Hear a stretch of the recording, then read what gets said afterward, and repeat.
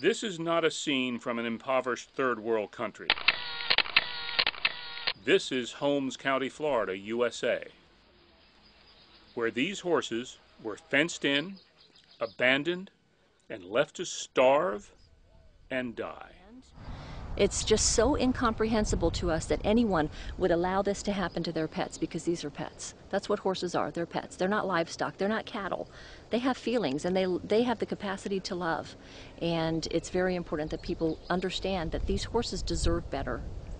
Melanie Higdon is one of a group of horse rescuers called to this lurid scene after it was discovered by the Holmes County Sheriff's Office. 4 emaciated, starving horses and the remains of 3 others were found on the property. In one case, the heartrending evidence of the final hours of a young colt fighting desperately to survive. There's a pattern in the dirt around him that obviously tells you that he struggled to get up. They'll struggle and they'll shuffle their feet and move their legs, and then they end up going in a circular motion on the ground, and it essentially exhausts them. And many times that's the final thing that, the last thing that happens to them before they die.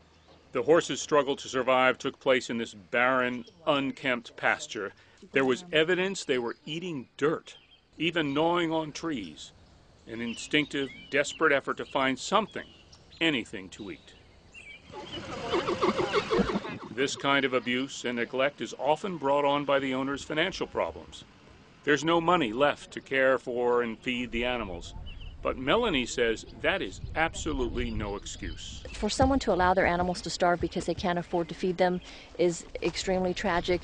You can find some compassionate horse person that will respond to your plea to take in your horse if you can't afford.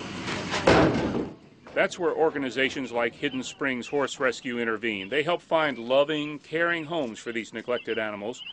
Shelley Madison of Paxton, Florida, answered the call for help, and she is going to provide foster care for 3 of the horses found here. We just got here as soon as we could.